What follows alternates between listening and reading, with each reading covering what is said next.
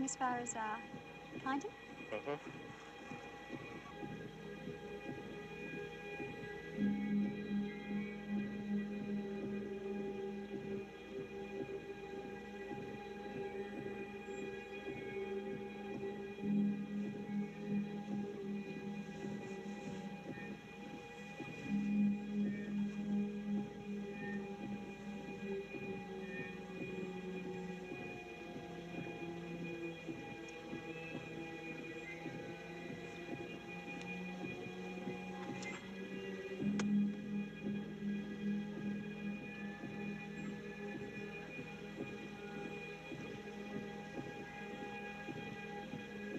Don't waste much time, do you?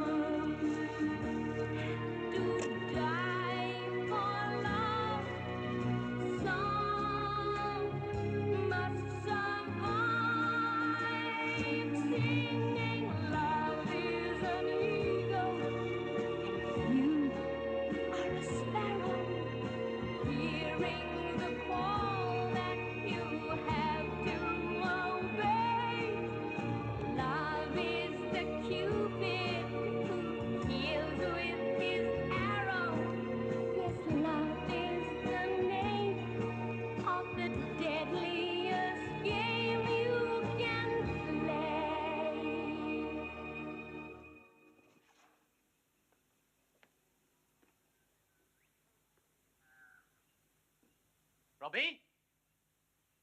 Who's that? Mark, you idiot. You in the bedroom or the head?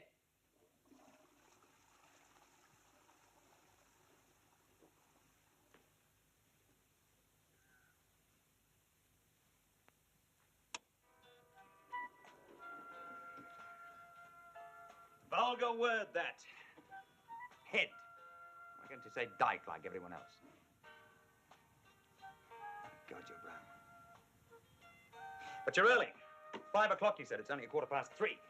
Yeah, I thought I'd surprise you. You surprised me, all right. You caught me with my pants down, literally. I wish you'd come when you say you're coming. What's wrong? You a bit frazzled or something? Why? I don't know. You just seem a bit edgy, that's all.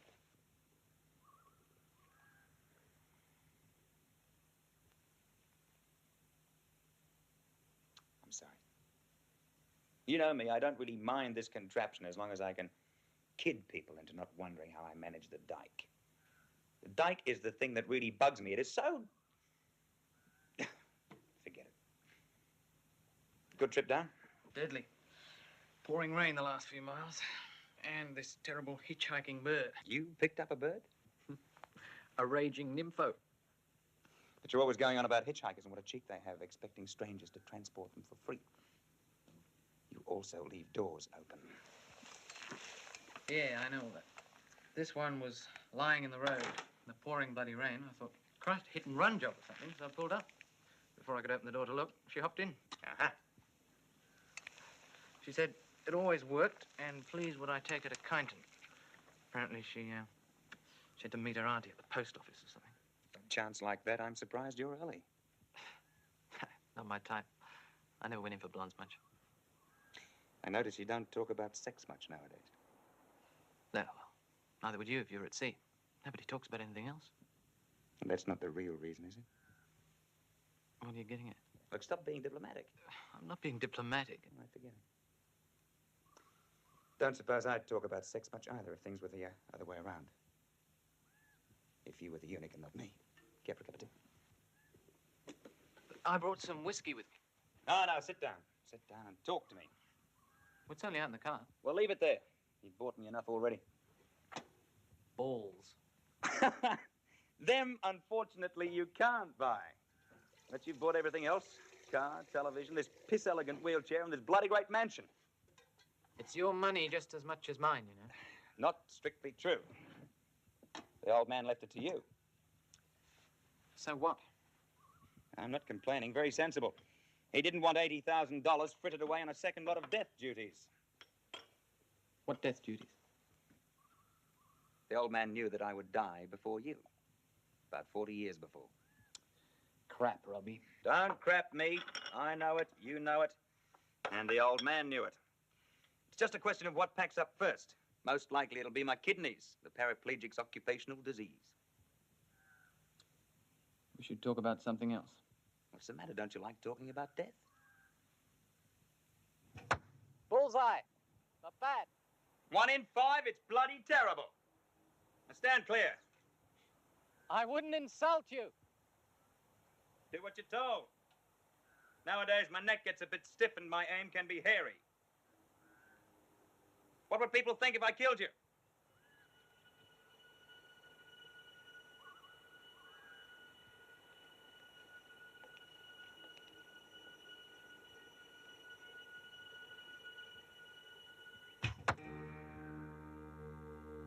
See what I mean?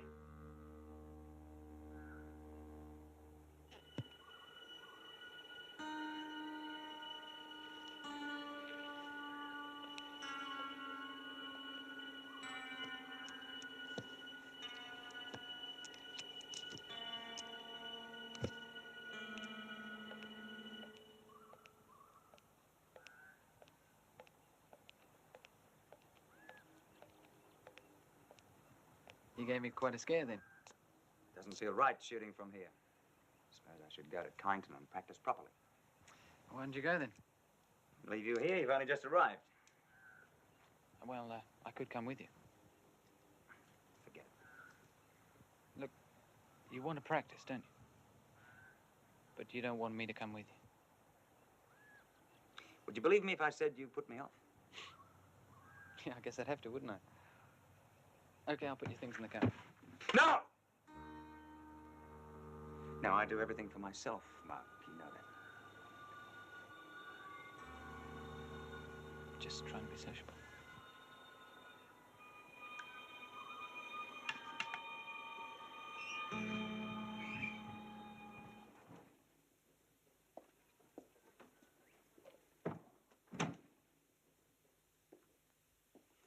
I'm sorry I snapped.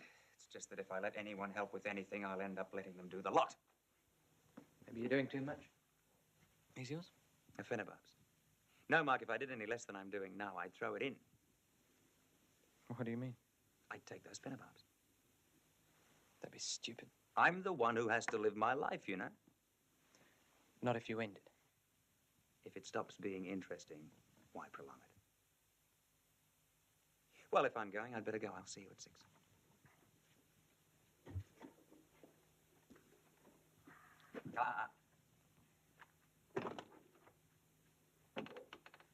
See you at 6.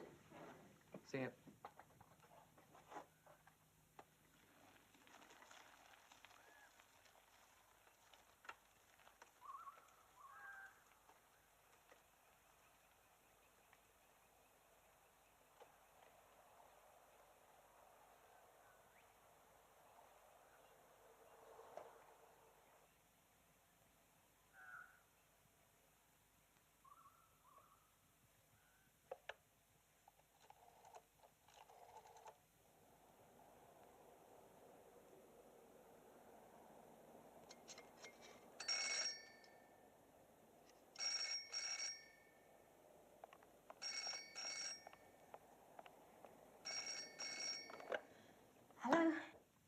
Mark here. So, you're back. Long time no see. It's only been 12 weeks. I've been thinking about you. Quite a lot, actually. What are you doing tonight? Oh, nothing I can't put off. Am I going to be able to see you there, or are you still afraid of what Big Brother might think? Look, it's not that. It's just that I don't want Robbie to know, that's all. I'll see you tonight. Hey, look, aren't we just a little bit too old to still be necking in the back of a car? I'll pick you up at your place. What time? 9-ish? I'll see you. Bye.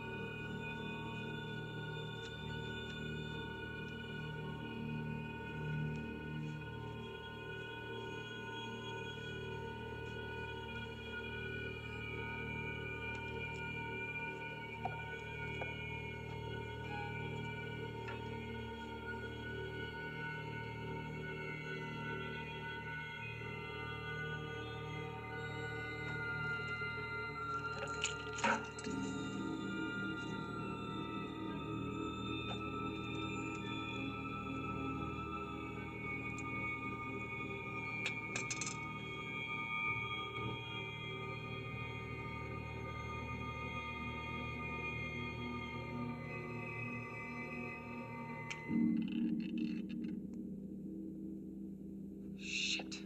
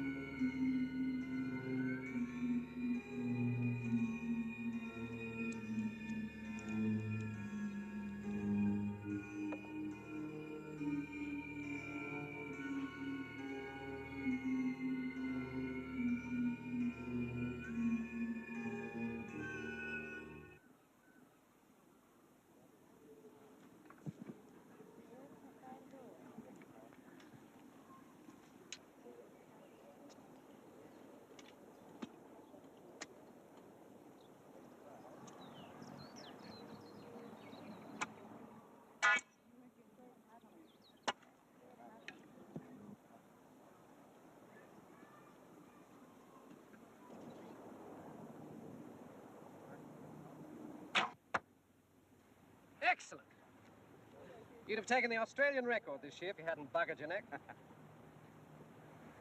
Weren't you expecting your brother down this week? I left him at home. Not very hospitable of me, eh? Ah, he's a big boy now. Tried to phone him about an hour ago, but the line must have been out of order.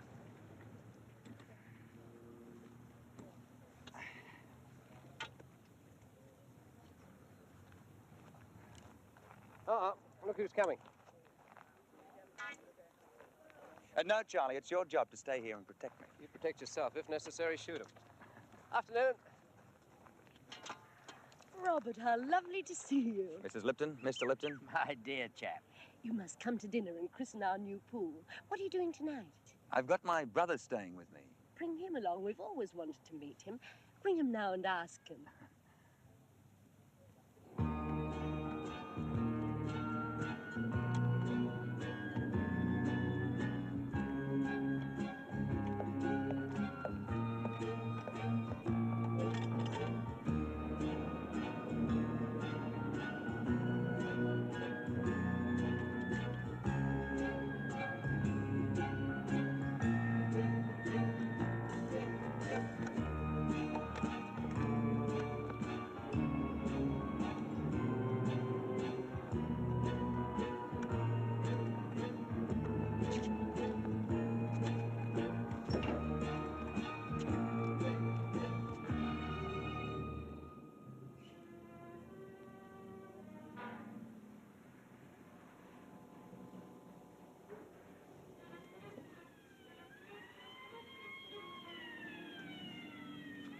Two stalls, thanks.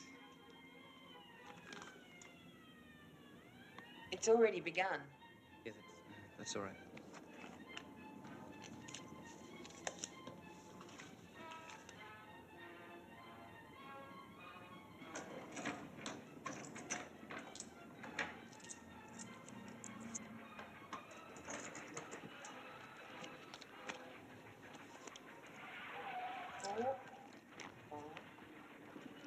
Thanks.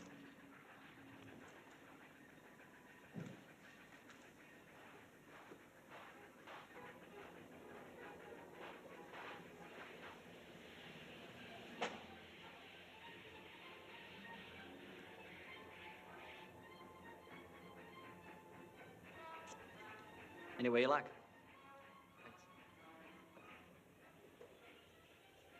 Father, what'd you tell him? Told him you'd be in here tonight. What do you reckon I did? I hadn't seen you for weeks. I've got to get out of town. You wouldn't get round the block. You've had it, mate.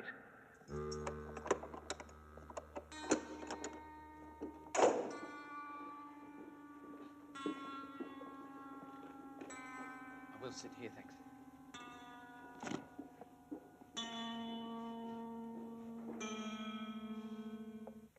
This is a transcript of your confession. Have you read it? Yes. Do you find this a true and accurate account of what you said? Yes. Are you willing to sign this confession of your own free will? Yes. All right, Sergeant.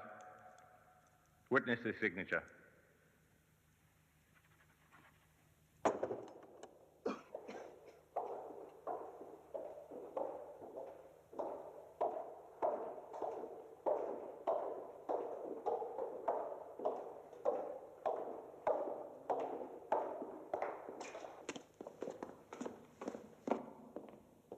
Morning, sir. Morning, Constable. Prisoner from the City Watch House, sir. Prisoner's paper, sir. Thank you, Constable. Name? Richard Francis Taylor. You are now a prisoner of Her Majesty, and from now on you will address all prison officers as Sir. Name? Richard Francis Taylor. Sir. Sentence? 20 years, sir. Crime? Murder, sir. Take the cuffs off, Constable. Sir?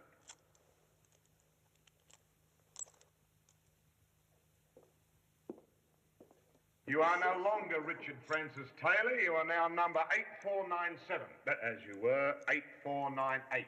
Got it? Yeah. Yes, what? Yes, sir. And don't bloody forget it. No, sir. All right. Empty your pockets. Have you ever been in prison before? No, sir. One rule here, son. You do the right thing by us, and we'll do the right thing by you. Got it? Shh. Sir. If you do the wrong thing, boy, I'll get jumped on. And if I get jumped on, I'll jump on you. Understand? Yes, sir. One handkerchief, white, soil. When was the last time you had your hair cut, 8498? Before I went into court, sir. It's too long. We'll fix that tomorrow. Let's get your particulars. Religion? R.C., sir. Don't get smart with me, boy. Do you mean Roman Catholic? Yes, sir. Hair blonde. Fair hair, sir. Eyes grey. Green eyes, sir. Do you wear corrective spectacles or contact lenses? No, sir. False teeth, false limbs, hearing aid or surgical truss? No, sir. One brown leather wallet, $12 in notes, driving license, and laundry docket. Are you receiving medical treatment for any serious illness or disability? No, sir. Key ring, 4 keys, small change, 87 cents. Have you ever suffered from mental illness or undergone psychiatric treatment? No, sir. One packet of chewing gum. Have you ever had any attacks of fainting or dizziness? One packet of cigarettes and matches. Are you an epileptic? Sign here for your bail.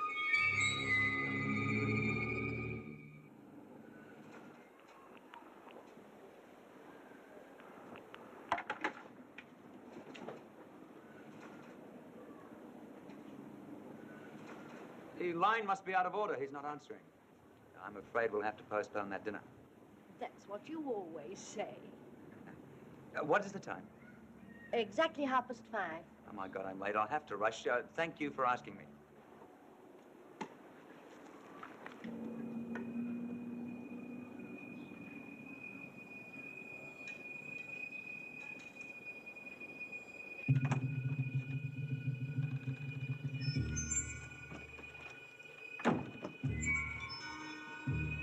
Jesus.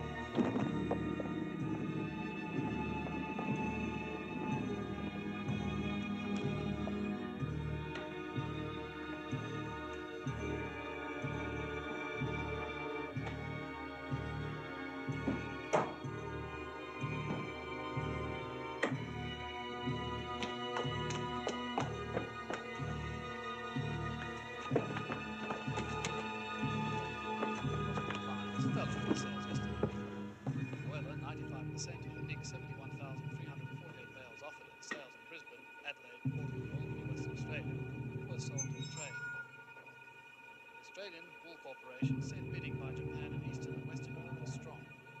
said, the 1 cent fall in the 21 micro price to $2.74 reflected the irregular prices for broad lines.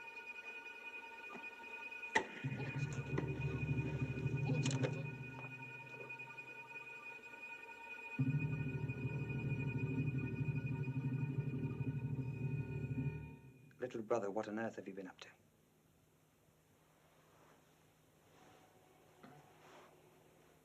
What? I said, what on earth have you been up to? The place stinks of perfume. And petrol.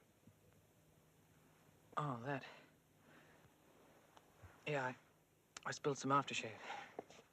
I tried to rub it off with lighter fluid. Well, you've made a nasty clean patch.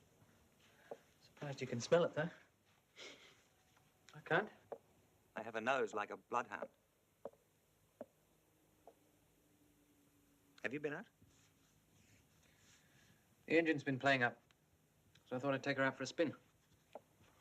Worst of anything, though. So I thought, the hell with it. Why?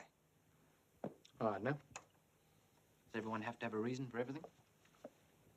You always do. Well, this time I didn't. Perhaps I just felt like a snooze. In the world price of oil, the Organization of Petroleum Exporting Countries, in a statement issued after their meeting yesterday in Cairo, announced a rise of 25%. The rise, the third in 12 months. Do we have to have that on? January the 1st next year. The statement I want warned to that watch the news. further rises could follow later in the year. Now, here's a late story just in. We've just been advised by the police of the murder of yet another hitchhiker. The body of 23-year-old Janine Talbot of Middle Park was found less than an hour ago in the back stalls of the Rex Cinema, Kyneton. We have a news team on the spot, and we hope to be able to cross-direct for their report later in this news.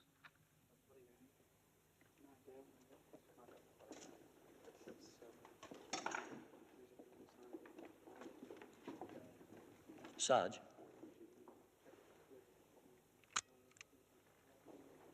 Do you want any more shots of the body, Inspector? Give me another one from that angle. I want to see the wound.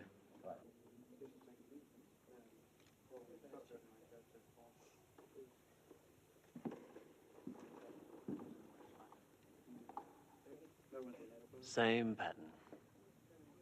Stabbed under the breastbone and through the heart. Neat job. No trace of the murder weapon. Is that all, Inspector? That'll do. Those prints on the backrest hopeful? They're pretty old, Inspector. Come on, Sergeant. Have to deal with those vultures outside.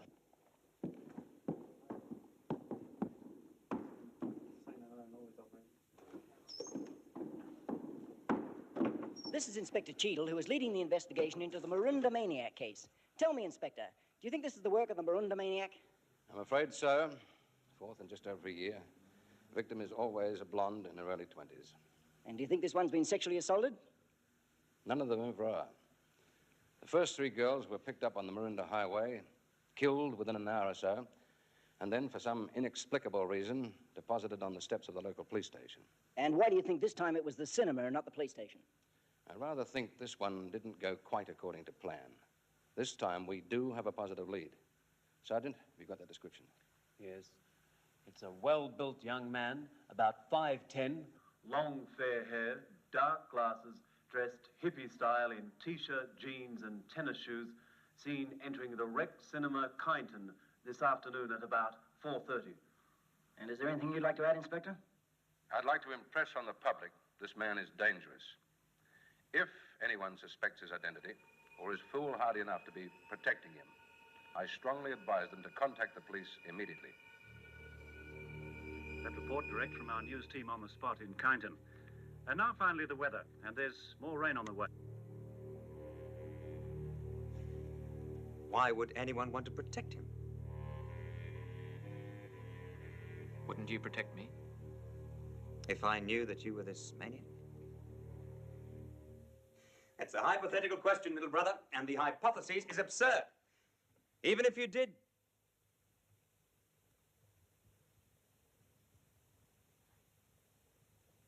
Did what?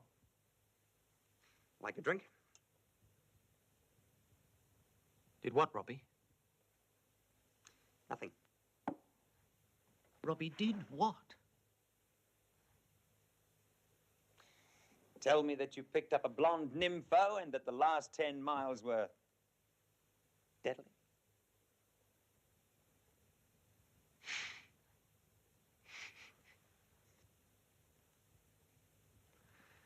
You know, you had me worried. For a minute there, I thought you might actually suspect me. You, a murderer?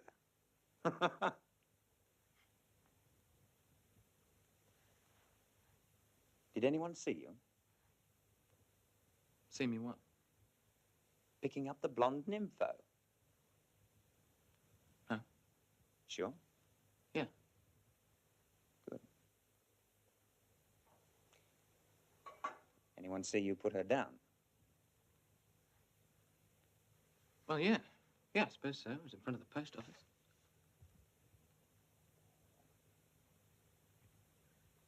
I shouldn't think anyone noticed, though. I mean, people don't, do they? I'm thirsty. Is that scotch still on offer? Yeah, if you want it. I want it. I don't get it.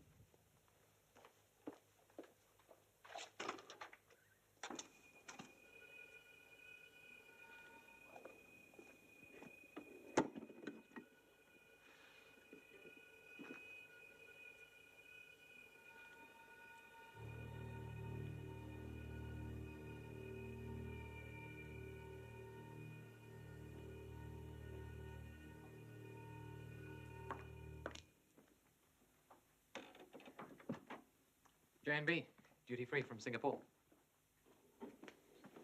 Just a small one. Will do. Perfect.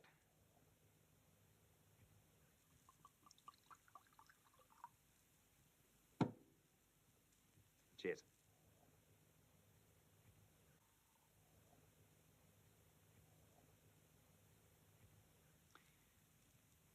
Feel like going to the flicks tonight? Anything good on locally? Only a day of horror at the Rex. I've seen it. Really? When? Last voyage.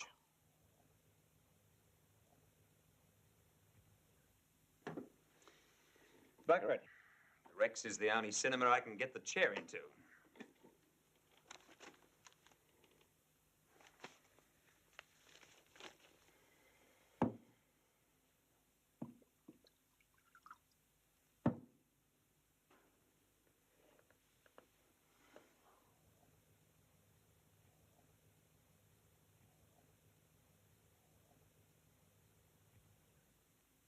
We'll go to Day of Horror if you really want to.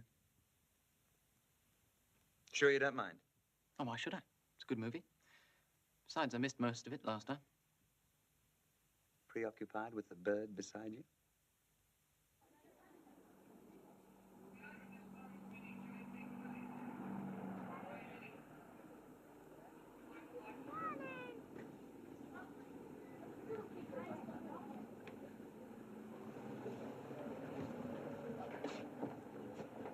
Thank you. Come on, move back, please. Move back, please.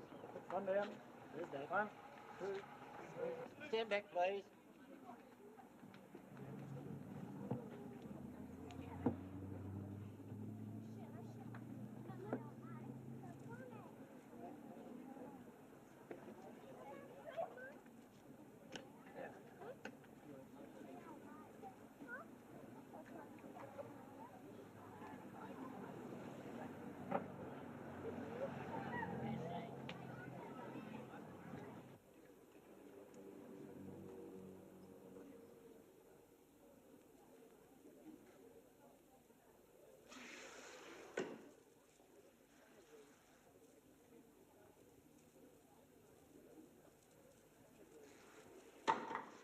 Oh, so sorry. Are you blind? Just crippled. How about you? I'm a police officer heading an investigation into a murder, if you don't mind. Well, good for you. What time does the film start? This cinema, sir, is closed. You seem to persist in your assumption that because I'm in a wheelchair, I am blind. I'm aware that the cinema is closed. What I want to know is when will it reopen? I have no idea. In that case, Constable, could you take me to someone who does? Sergeant! Now, you will give your name and address to my sergeant, and then you will move along. Where, I don't particularly care, though I'd prefer it to be interstate. But you will move along, or I'll have you arrested for obstructing the police in the prosecution of their duties. Is that what this fiasco is supposed to be? Your name and address, sir! Raymond Burr, late of Hollywood. Robbie, give it to them. Robert Stephen Gifford. The Wheel Inn. Wheel? W-H-E-E-L-I-N. Wheel Inn? It's a joke. Not at all. It's very serious and most apt. Wheel Inn where, sir? Foster's Lager Lane. You go down the road 3 miles and you turn left at the Chuck and Chunder, and then right just before St. Barasses. You can't miss it. Kyneton? Thereabouts. I'll pick you up round the back.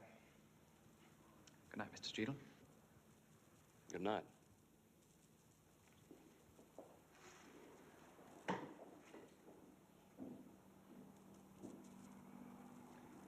Good night, gentlemen.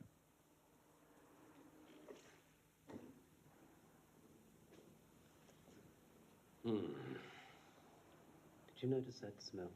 Smell? Perfume. On the cripple? No. On the other one.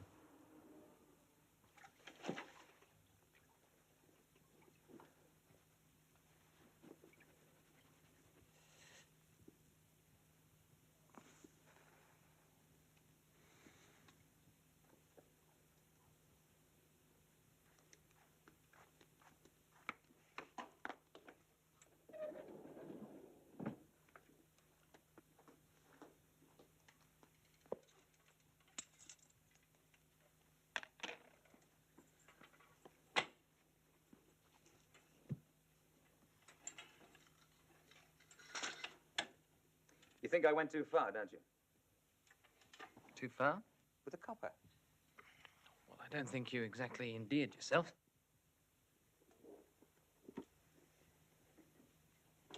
What should I have? That's your business. Only? I'll see who that is, will you? And you made your point clear that you don't exactly like coppers. But you have to go rubbing their noses in.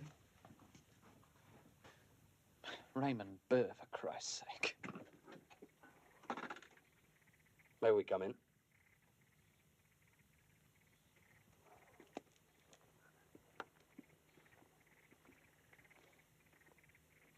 Oh, my God, they've come for me already. Good evening, sir. I trust you found my directions helpful? Well, actually, I think my sergeant must have misheard you. Can he hear? Oh, yes, sir.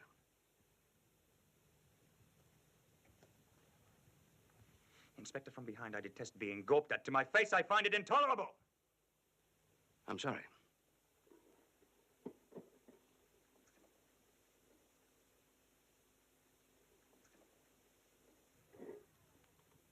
Well, whatever it is I'm supposed to have done, I'm pleading blackouts and the Fifth Amendment. Or does that only work in the United States? Well, actually, it's nothing you've done I've come about. On the contrary, it's something I did. I'm afraid I was rather rude to you. I cried all the way home. Poor Mr. Gifford. I can only say in my defense, I just rushed down from Russell Street. Press were driving me mad. When I realized we were passing this way and your lights were on... You felt you simply had to drop in. That's right. And I need your help. May we sit down?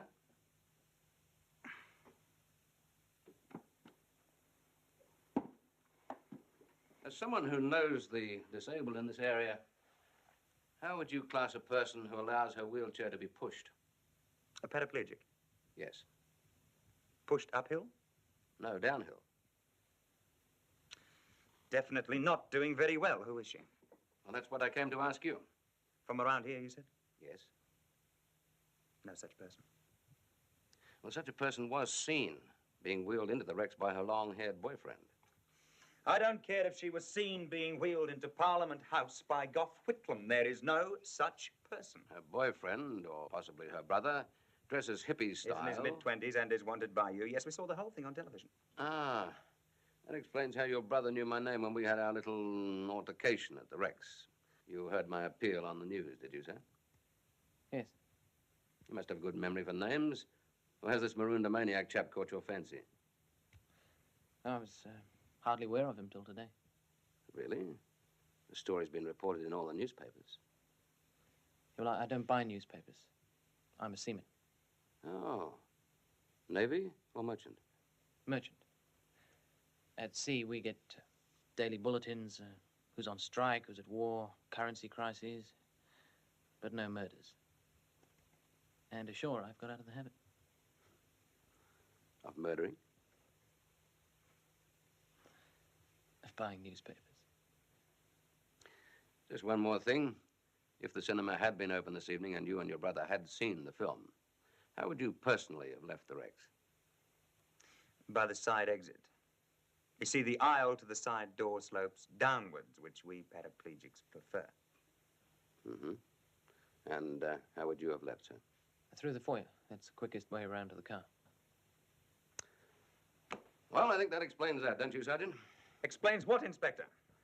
Why no one front of house noticed the girl being wheeled out of the Rex by her boyfriend, and why the usherette swears she saw a girl wearing a floppy hat wheel herself out the side exit unaccompanied.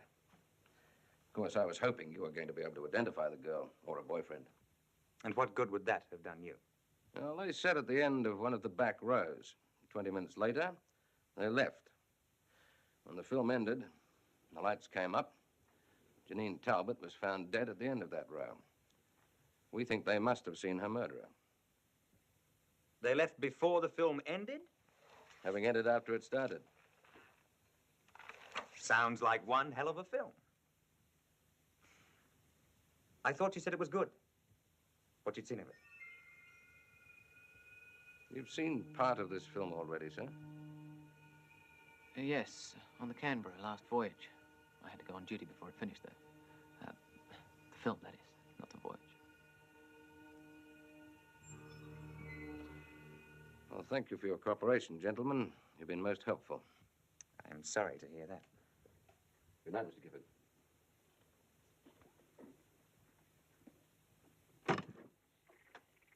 Good night, Mr. Gifford. Inspector. It's been nice talking to you, Sergeant.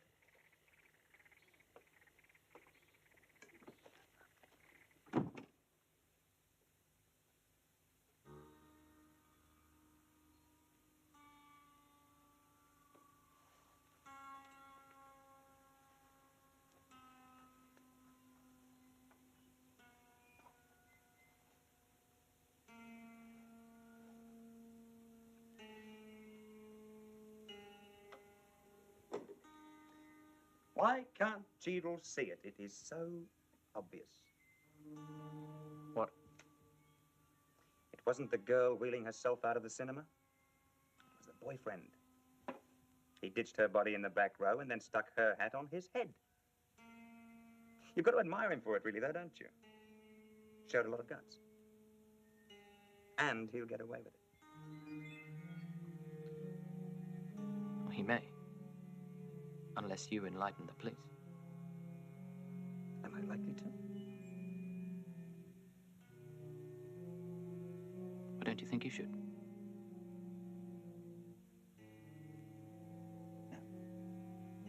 No, I don't. So you'd be holding your tongue? Certainly. Do you want him to get away with it? You're indecently exposed.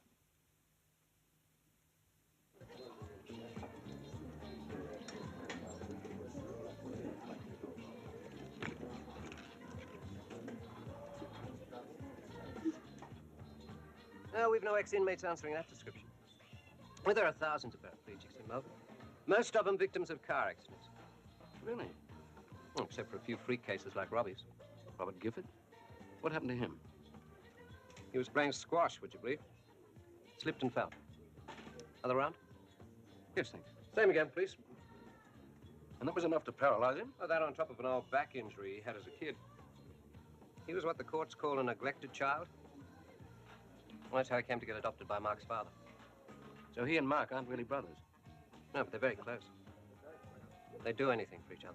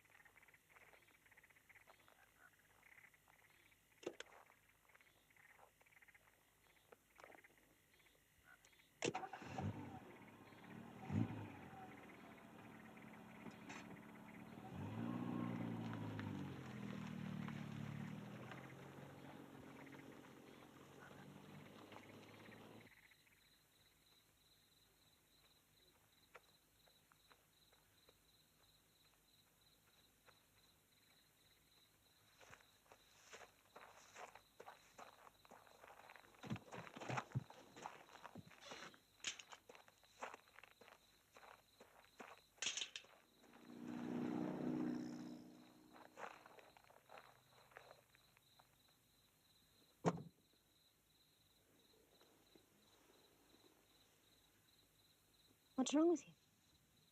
Nothing. I just don't feel like it tonight, that's all. Terrific. 3 months and I can't even touch you. Look, it's not that. It's just that I just need to talk.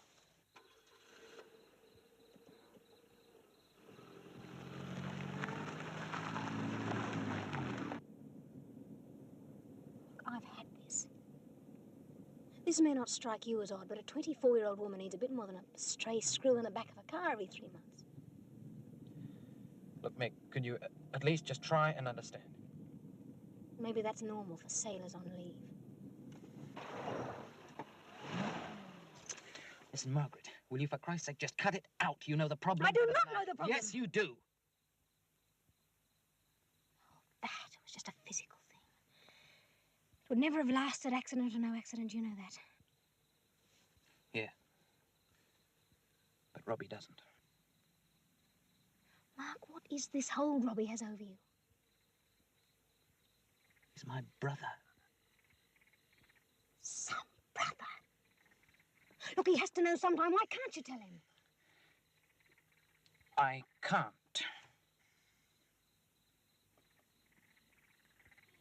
All right. I will.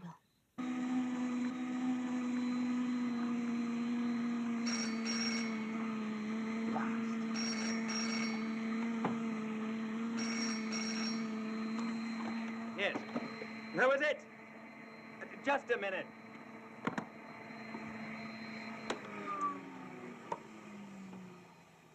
I'm sorry, who is it? Richard Fairburn. Oh, hi, Doc. What can I do for you? How's your neck?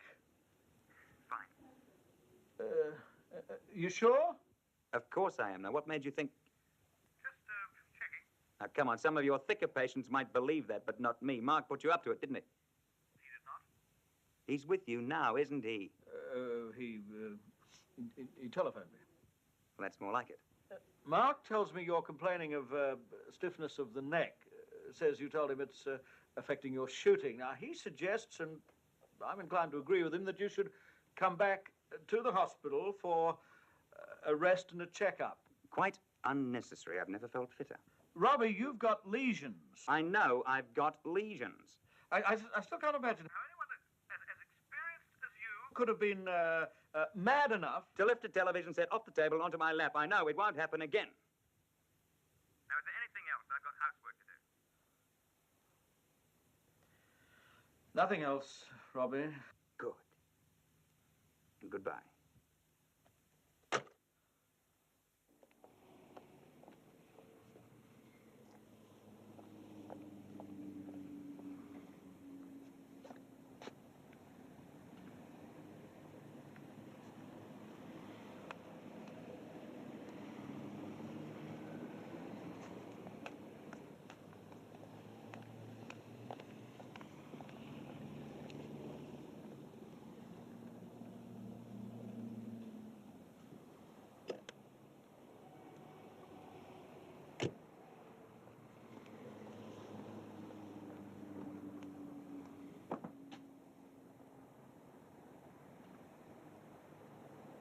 closed. Margaret, I'm sorry, I have to close up. I want to talk to Look, you. Mark, there's nothing I have to say to you. Just go.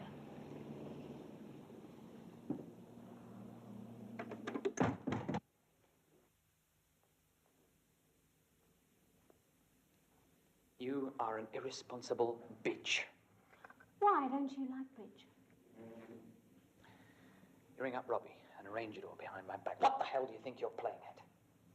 Well, he is my cousin, you know. Not a blood cousin, but he's a cousin. Look, just because he can't walk doesn't mean you have to treat him like an infant. He's a lot stronger than you think. Don't you tell me what Robbie's like. Well, I think I have a fair idea. I'm not talking about his performance in bed. Nor am I. Then what do you mean? Look, I know Robbie. He can face the thought of being replaced by you. And what makes you think you're any judge of that? I'm probably the best judge there is.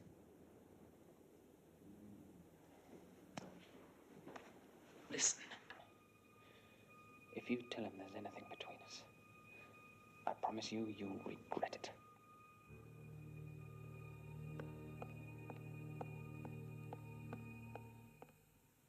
Quadriplegic?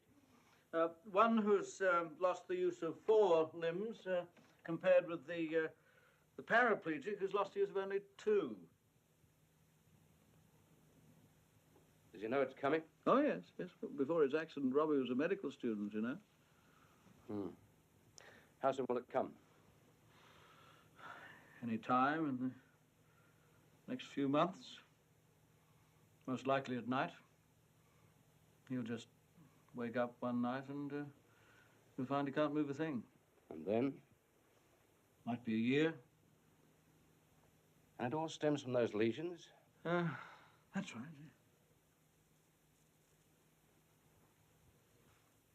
Has Mark told you anything of his plans when it happens? He says he'll give up the sea and live with his brother. What sort of a life will that be? Hell for Mark. Worse for Robbie. I'm surprised he doesn't kill himself. He'd just be a head on top of a corpse. Some manage marvelously.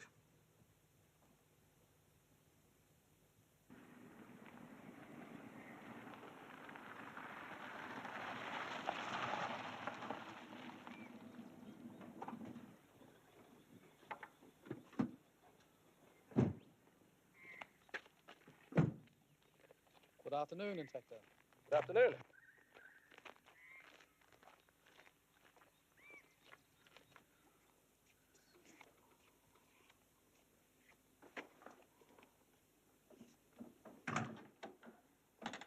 Come in, Inspector. Thank you. Take a seat. Been cleaning your carpet, Mr. Gifford? Oh, I spilt some aftershave. On yourself as well, I think. My sergeant noticed it on you yesterday. When exactly did you spill it? Yesterday afternoon, just after I got here. I'd say about 3:30. And what sort of lotion was it? Brute. Don't tell me you're thinking about buying some. My sergeant took a fancy to it, didn't you, Sergeant? Well, it takes all kinds. Did you hear that, Mark? The sergeant's kinky for Brute. Why don't you give him what's left of yours? There isn't any left. Have you still got the bottle? No, I threw it away.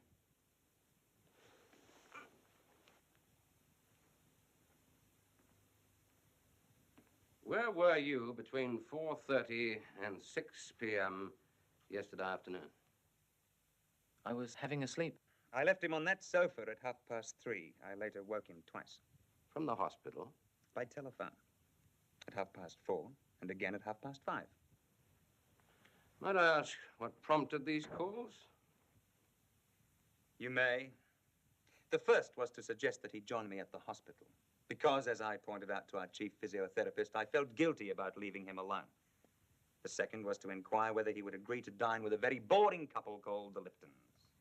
That would be Mr. and Mrs. Stanley Lipton, would it? Oh, God, don't tell me she's your sister. She's at least 1,000. No, she's not my sister. Your daughter? No. Mr. and Mrs. Lipton live on the Maroondah Highway. We questioned them at the time of the third girl's murder. I've been obstreperous, haven't I? On the contrary, you've told us a great deal. And now, Mr. Gifford, I wonder if you can recall seeing anyone being picked up on the following dates. Yeah, yes, here we are. The afternoon of August the 4th last year. The evenings of April the 29th and July the 10th of this year. Or yesterday afternoon about 2:30. Well, I didn't see anyone picked up yesterday. As for the other dates, I can't even remember which part of the world I was in. You were on leave. Your ship was in Melbourne, and you were in this part of the world. We've checked with the P&O people. Then I may well have been on my way down here, but I couldn't honestly say. Is it important? It could be helpful. Well, we can easily find out. What date last year did you say? August the 4th?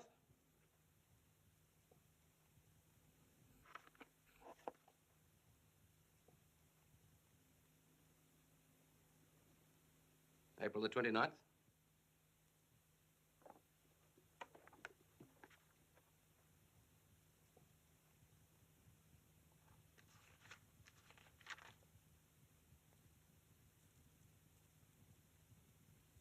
July the 10th. On each of those days, a dead girl was dumped outside the Kyneton police station.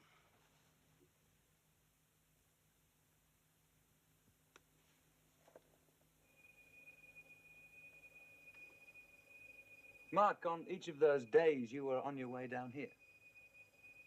Did you see anyone picking up anyone else?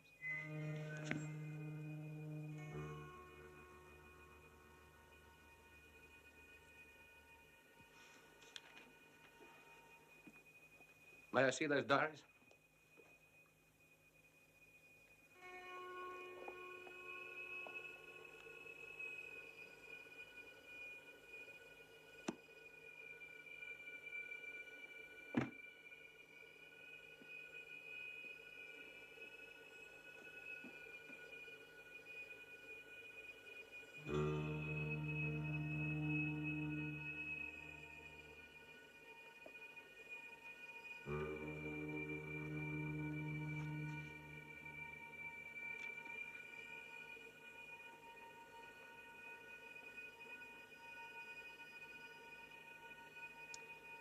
I see that on all these nights, you left here almost as soon as you arrived to visit the cousins, as your brother describes them.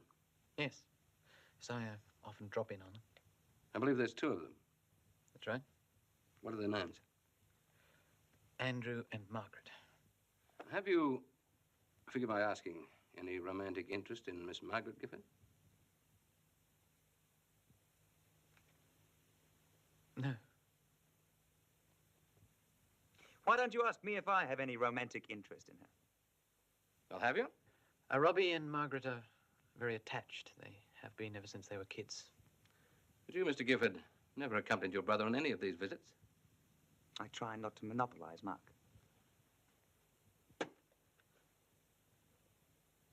One thing about this last dead girl that's got us foxed. Where did her boyfriend get hold of that chair that he used to wheel her into the Rex? Dead girl? You said that she was seen wheeling herself out of the cinema. Yes, but now we know that she didn't. Why? Because she doesn't exist. You told us that. No such disabled girl, you said. Which led us to deduce that if she wasn't disabled, she might be dead. Postmortem confirmed it. She died at about 2:30 p.m. The question remains, where did her boyfriend get hold of that wheelchair? Hospitals have wheelchairs. Airlines have wheelchairs. Quite a number of disabled people have 2 wheelchairs. both of which they're unlikely to be occupying at the same time. Do you have 2 wheelchairs, Mr. Gifford? Have had for months, ever since Mark bought me this new one. Then I wonder if we might borrow your old one. It's in the garage, folded beside the wall. Sergeant?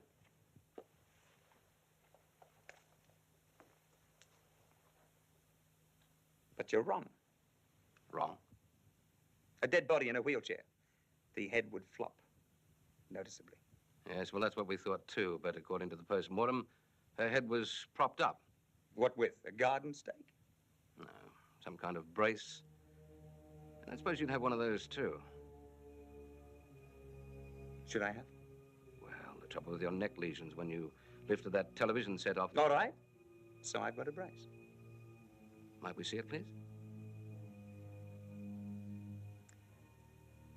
In the bedroom.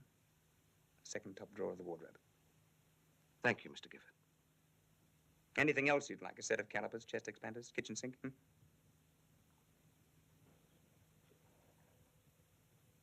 He rang his brother at exactly 5:30 by my wife's diamond watch, and the line was out of order. Now you're sure he said out of order, Mr. Lipton? Not no answer. He said out of order, Sergeant. Of that I'm sure. Thanks for your help, Mr. Lipton. Not at all, Sergeant.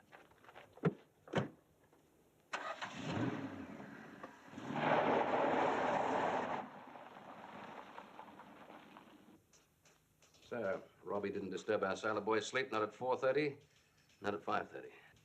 Interesting. But insufficient. Thanks, Sergeant.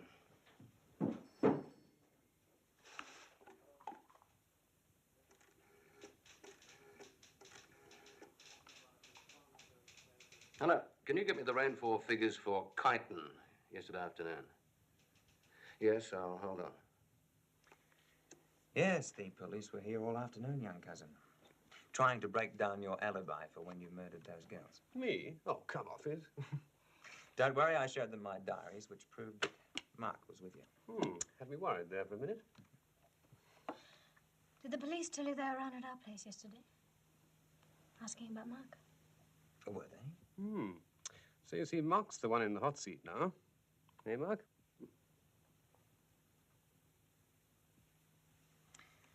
And the last 4 tricks are mine. I'm sorry, Meg.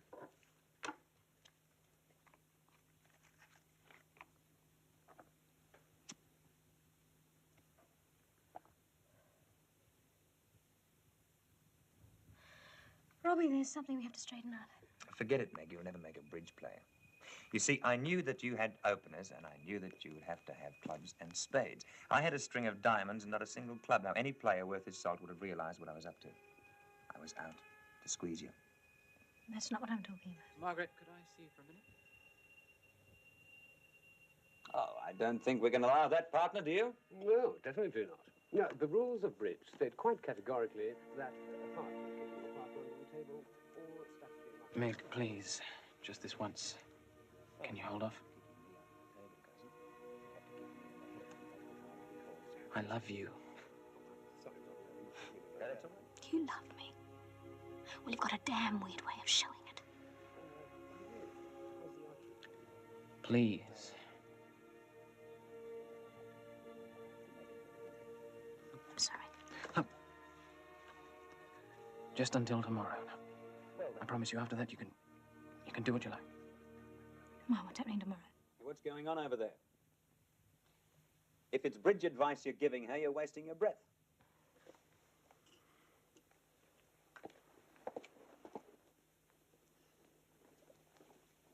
He's not wasting his breath, I can assure you.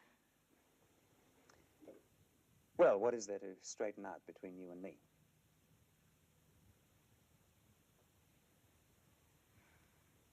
Nothing.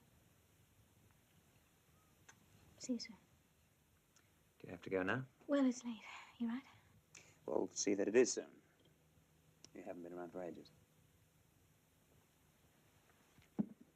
Good night, Andrew. Ciao.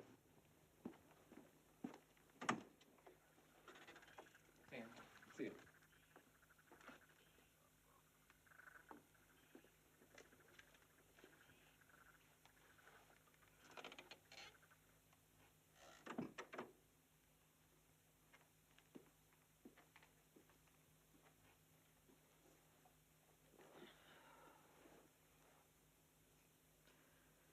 You really are a savage player, Robbie. I like to win. Because it's a gamble? Because it's a challenge. It's all I have left now, the freedom to challenge. Don't begrudge it me. Bloody hell, look at the time. Tell you what, while I'm brushing my teeth, you fix us a nightcap.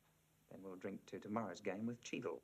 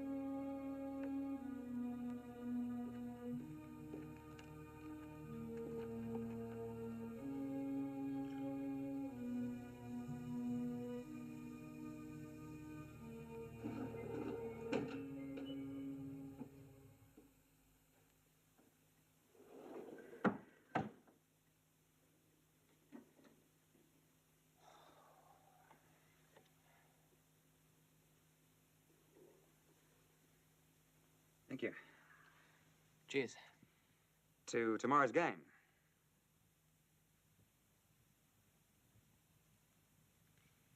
Where did you say you got this? Singapore?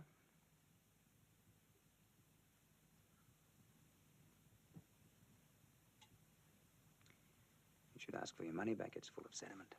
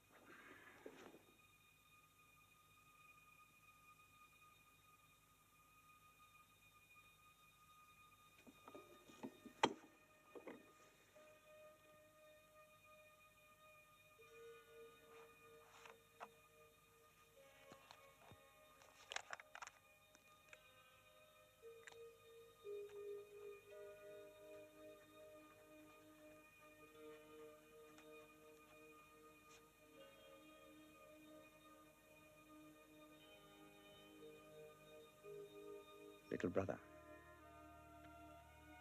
I would have preferred to have talked to you, but our relations seem to be breaking down. Are you afraid of what I might say to the police? You needn't have worried. My hatred of the police goes back as far as I can remember. Oh,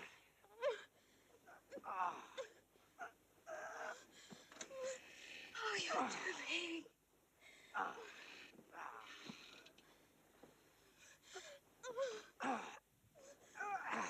Stop it, everyone! Stop it! Stop it! Stop it, you're splashing up! Stop it!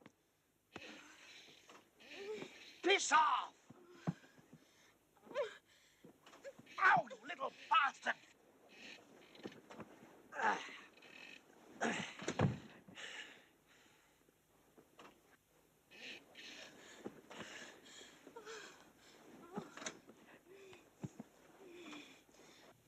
Listen, Robbie, you fell down the stairs, do you hear? You was sneaking out while your father and me was asleep and you fell down the stairs. Could I see you for a moment, Mrs. Thompson?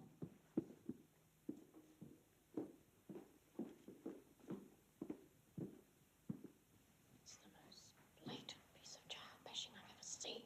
You can't prove it? It's up to the police to prove it. We've got more important things to do with our time.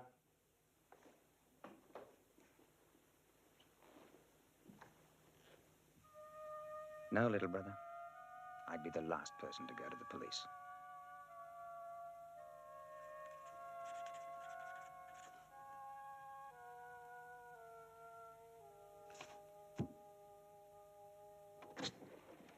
What is it, Sergeant? I've got those details for you on Robbie. Robert Thompson is his actual name. Any good? Well, I can see why he doesn't like cops. Tell me later. Is the wheelchair ready? Hello, yes?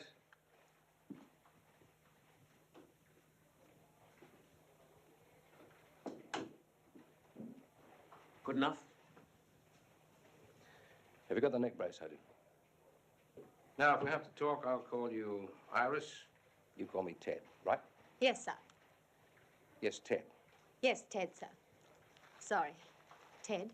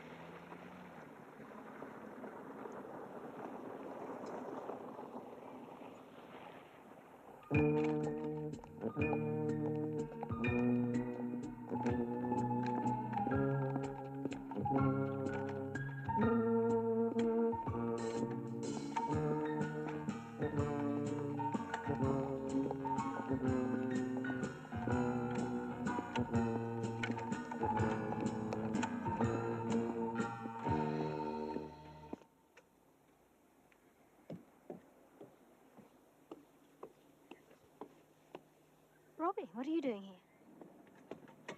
It's about Mark. Does he know you've come to see me? No, he's still asleep. He's in trouble, Meg. Would you like a coffee? No, thanks. Just sit down. This is serious.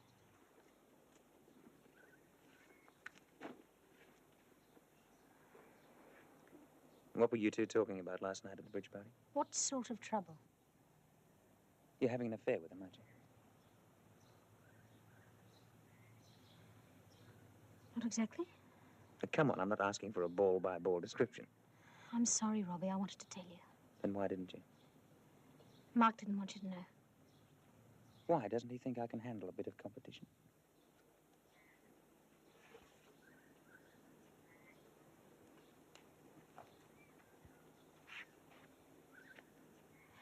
It's no competition, Robbie. You're absolutely right. Mark would be a far more practical proposition than I. Robbie, it's not that. It's just... Obscene for a man in a wheelchair to have sexual feelings, yes, I know. Well, that's really below the belt. You said it. Look, I'm already late for work. If you've got anything serious to say, please say it.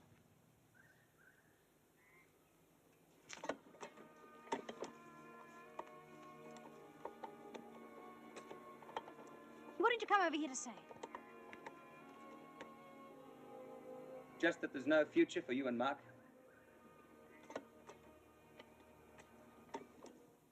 Well, she could have had leprosy or a hole in the head. She could have been dead. No one would have noticed a damn thing.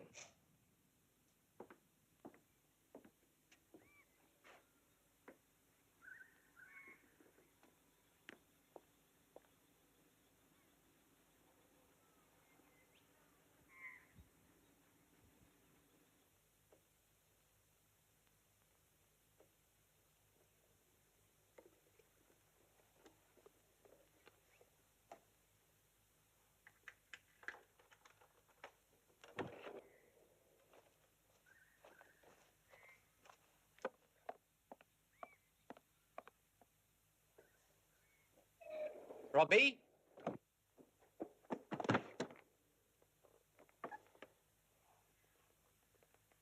Robbie, what's going on?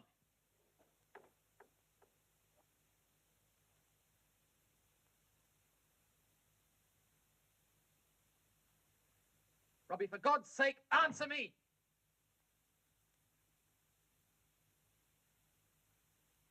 Nothing to say.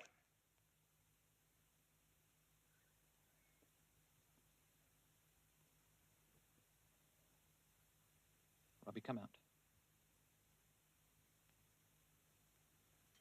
Not until Cheadle arrives. That'll be too late, and you know it. We've got to talk before he gets here.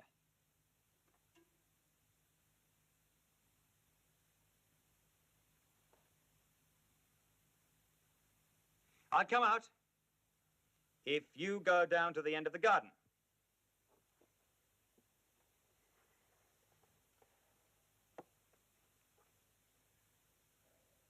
What the hell for? So that you can't jump me. Go right down the garden and shout when you get there, and keep shouting. I can't just stand at the bottom of the garden shouting. Sing then!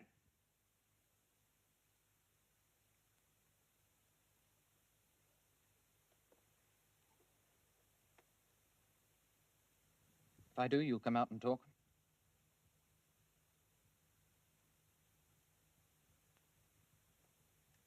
I'll talk to you from the French windows.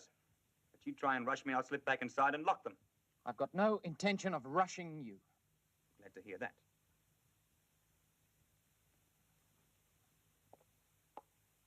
Mark? What? Take the target with you. I'll shout when I've set it up. Do that.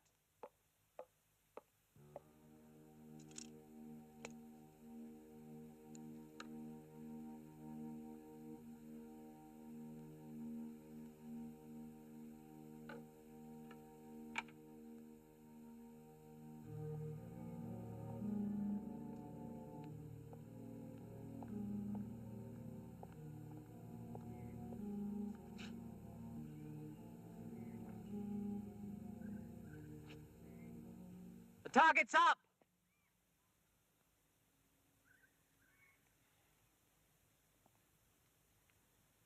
The camp down ladies sing this song, doo-dah, doo-dah. Camp down racetrack 5 mile long, oh, doo-dah day. Gonna sing all night, gonna sing all day.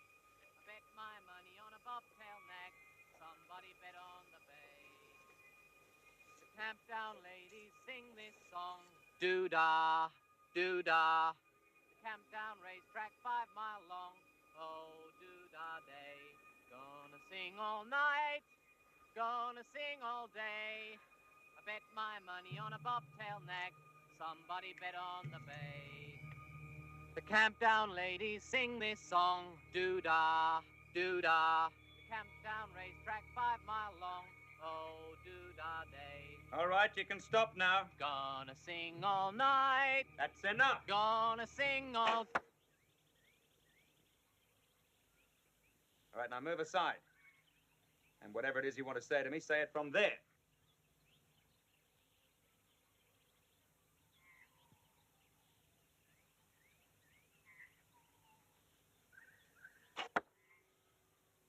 It's about Cheadle, Robbie. Just leave the running to him. You must make sure he hasn't got enough to arrest me. Oh, yeah? I want you to promise me.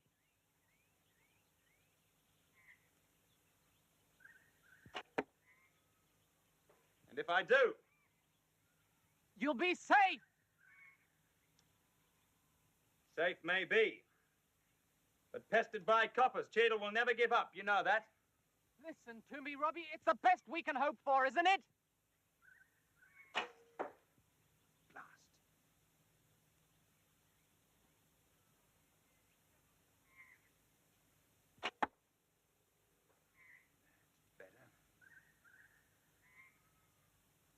Come inside. You've only shot 5. The 6th I'll keep handy. Now, nice and slowly. No, slower than that.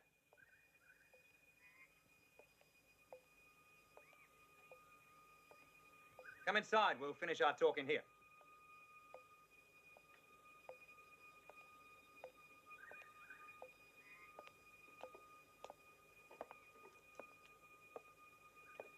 Now, very carefully, sit down.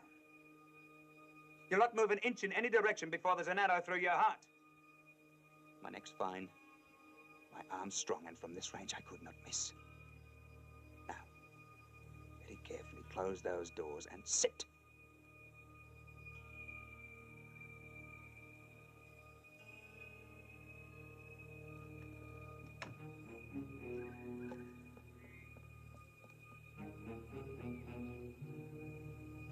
Steady, kiddo, be very steady.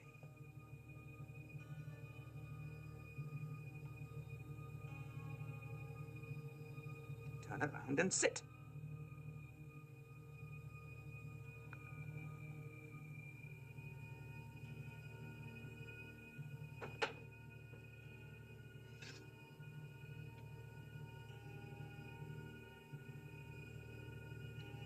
You can turn back now.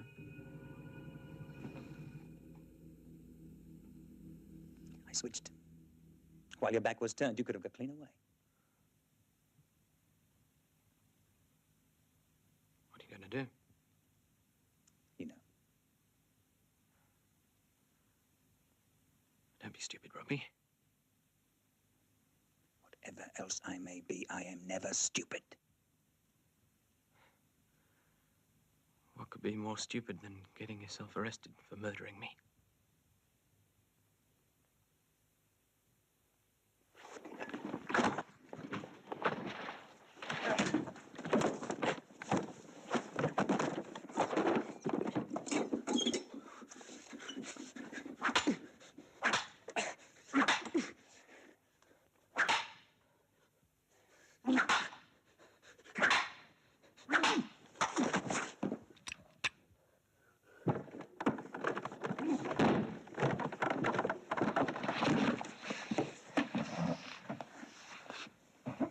Robbie, for Christ's sake!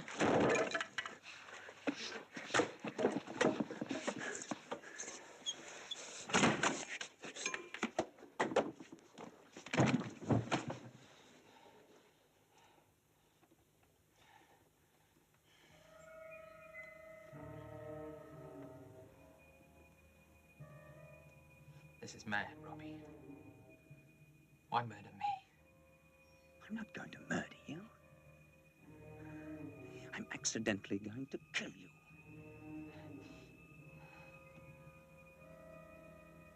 People sitting on the dyke don't get accidentally killed with swords. Which is why, when you're dead, I'll shove the 6th arrow into your chest where the sword went in and dump your body down by the target. You see, little brother, people standing in the vicinity of targets do get accidentally killed with arrows. You think the police will believe that? I will tell them how you set up the target, then stood back and watched me fire 5. And then, just as I let go my 6th, to my horror, stepped right into the line of flight. Why did he do it, I will groan, and Cheadle will explain to me, now, Mr. Gifford, you mustn't blame yourself. You did your best to protect him, but he was a murderer, you know, and he knew that the net was closing. They've established that you were at the scene of each crime at each of the relevant times, and that you had access here to all the props you needed for your little stunt down at the Rex. Aren't you forgetting my alibi? My phone calls to you? Charlie will tell them that you didn't answer. And so will the Liptons. Don't underestimate Cheadle, Robbie. I know you think I'm only saying that because I'm frightened. Aren't you? I'm terrified, actually.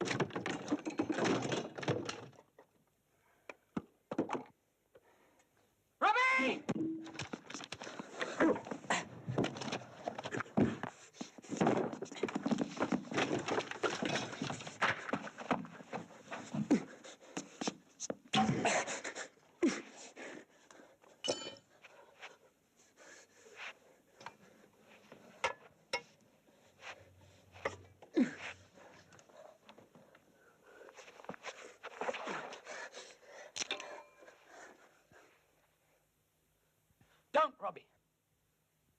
It's no use, kiddo. We've gone too far. There is an alternative. What?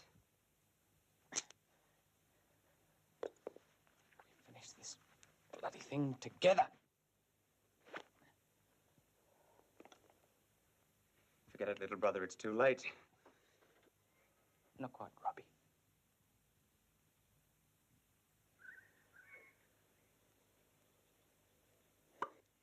How the hell did you get in? Key was in the door. You always arrive at the most inconvenient times, don't you? I thought it wise. One of my men radioed through on his walkie-talkie that you were about to kill your brother. Where is this walkie-talkie man of yours? Up my chimney? Out there in the garden. Was my man mistaken?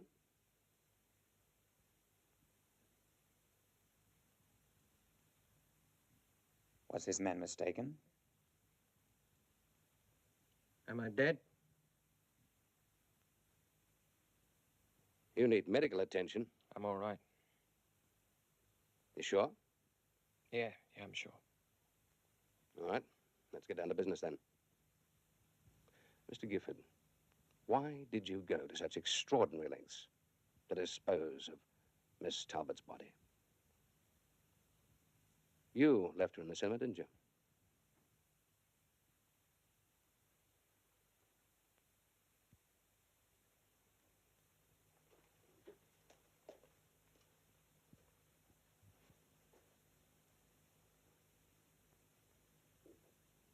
Mr. Gifford.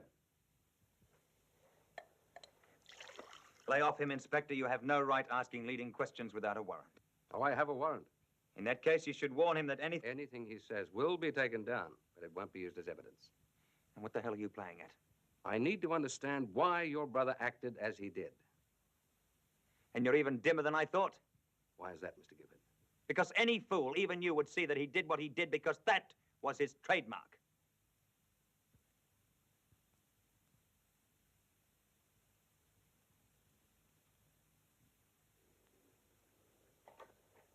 I'm sorry, Mark, but I'm not telling him anything he doesn't already know.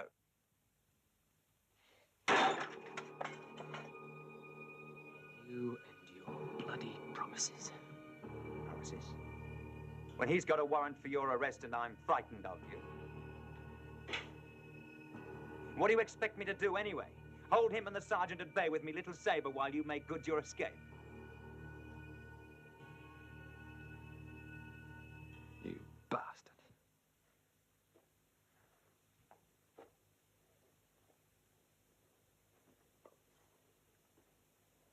Yours has been a difficult role, hasn't it?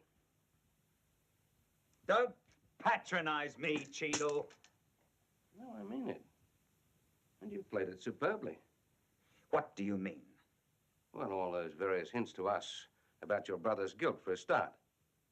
You had to tell us just enough to frighten him, but not enough to let us arrest him, didn't you? I thought that if I could frighten him into not killing again, and at the same time keep him out of your hands, then I was justified.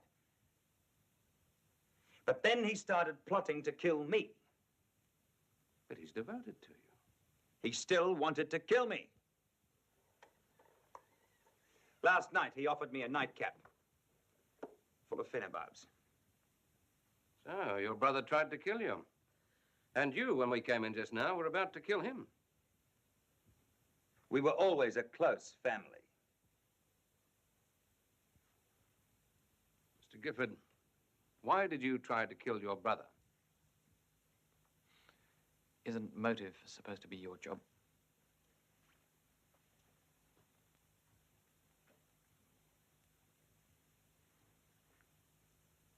All right. Try this for size.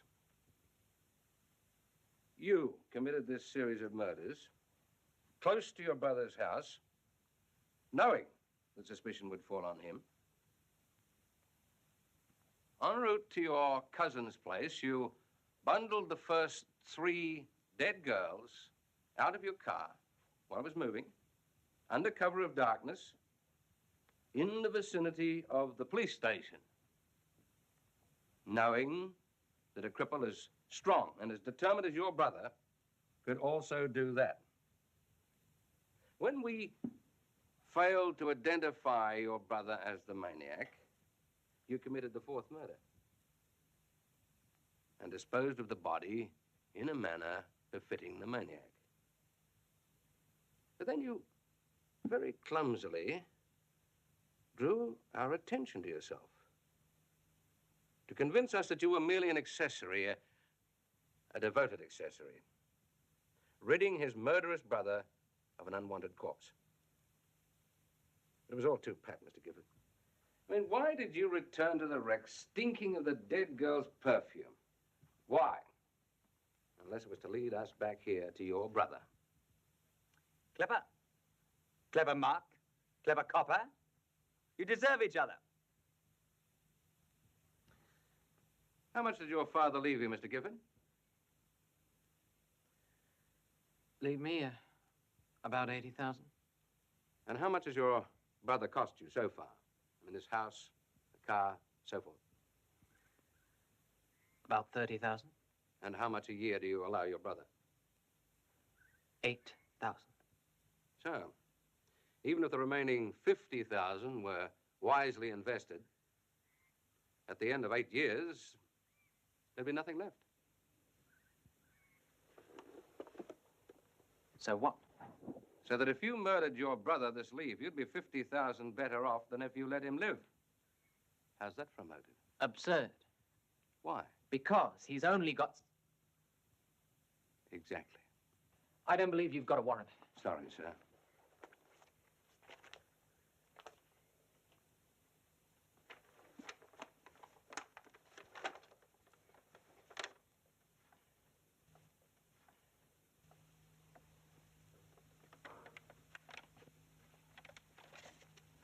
I want to confess.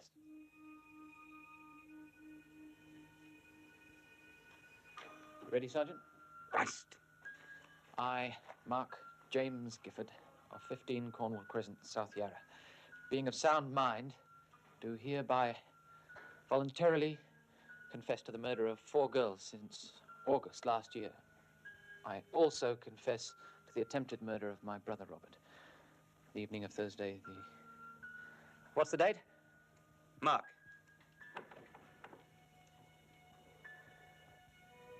What? Last night, when I asked you to pour me a nightcap, I wanted to die.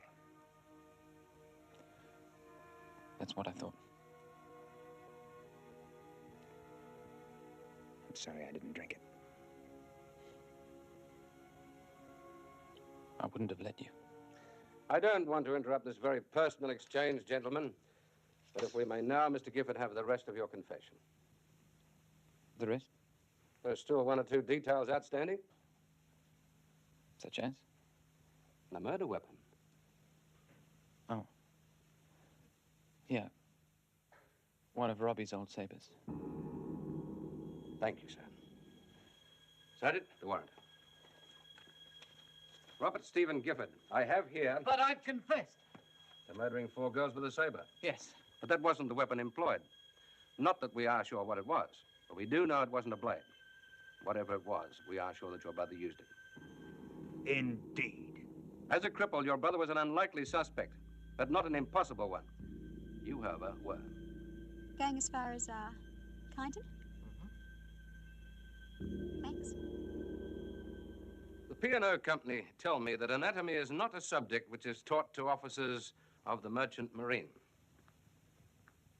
I don't get the relevance. Don't waste much time, do you? Only someone with a thorough knowledge of that very unnautical subject could have killed all 4 girls with an identical right-handed upward thrust from below the rib cage. Your brother's right-handed, and the Melbourne Medical School tell me he was brilliant at anatomy. Why would anyone so brilliant fumble his 4th murder when he'd already succeeded with the first 3? Janine Talbot was killed at 2:30. Her body was still in your brother's car when you arrived. You were early and caught him by surprise. You surprised me, all right. You caught me with my pants down, literally. I wish you'd come when you say you're coming. What's wrong? You a bit frazzled or something? He knew he had to trap you this time, or not at all. He knew his neck lesions would kill him within a year. Do what you're told. Nowadays, my neck gets a bit stiff and my aim can be hairy. What would people think if I killed you? Ironical, isn't it? He told us he got them lifting a television set. In actual fact, he got them shoving dead bodies out of his car. Okay, I'll put your things in the car. No!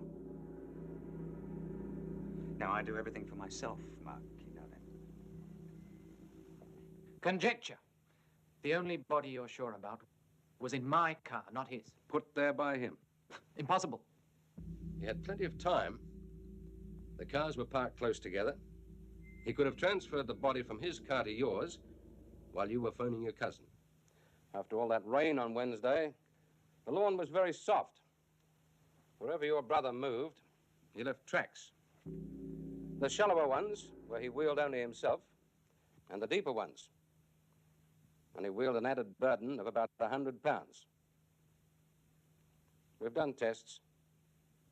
Janine Talbot weighed 102 pounds. Someone else could have put her in my car. Someone else in a wheelchair. Someone else with a knowledge of anatomy. Someone else who despised the police so much he incorporated in his plan a gambit to make them a laughingstock throughout the country. What gambit? Dumping the bodies outside the police station. The press loved it. You've got to admire him for it, really, though, don't you? Showed a lot of guts. And he'll get away with it. Do you want him to get away with it? That still doesn't prove him a murderer. What else would? He hated sex, remember? And in particular, young blondes of easy virtue. I'm not partial to them myself. You didn't have one for a mother. What about the blonde I picked up? Aren't you forgetting her? Anyone see you put her down? Well, yeah. Yeah, I suppose so. It was in front of the post office. I shouldn't think anyone noticed, though. I mean, people don't, do they? Oh, yeah. She came to see us yesterday. Gave us a very good description of you. So did her aunt, who was waiting outside the post office. And now, Mr. Gifford, if we can dispense with your confession. It's about Cheadle, Robbie. You must make sure he hasn't got enough to arrest me. And if I do? You'll be safe. Not until you provide me with a motive for why Robbie did it. Take your pick. He hated his mother for leaving him as a child. He hated the police for not punishing his mother. But why me? Are you suggesting that he hated me enough to frame me and kill me? This is mad, Robbie. Why murder me? I'm not going to murder you. I'm accidentally going to kill you. You came between him and his adoptive parents. Also, you came between him and the girl he loved. But one thing that Robbie couldn't stomach was the fact that you remained healthy. He became a cripple.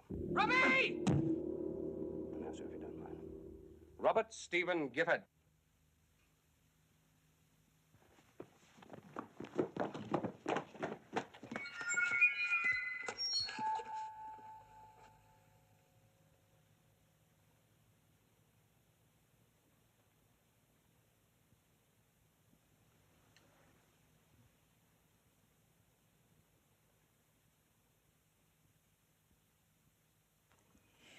Last night, when I asked you to pour me a nightcap,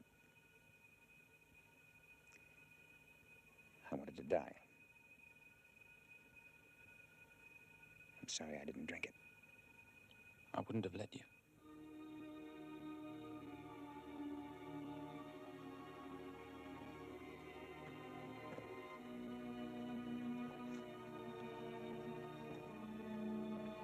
So that was the murder weapon.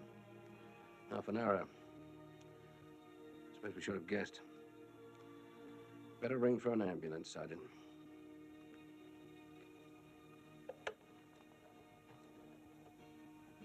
No point in my saying anything. When will you be charging me? Hmm? I was an accessory to Janine Talbot's murder, remember? I don't remember that. I'm sure my sergeant doesn't remember it either. Do you, Sergeant? No, the only accessory we remember is the hippie at the Rex. He's vanished. Probably in Sydney by now. Might even be dead. All that heroin, amphetamines.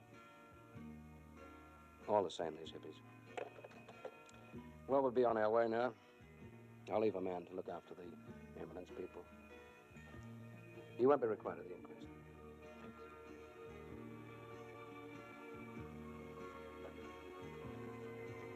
I'd get someone to have a look at that leg. Goodbye, Mr. Gibbons. Goodbye.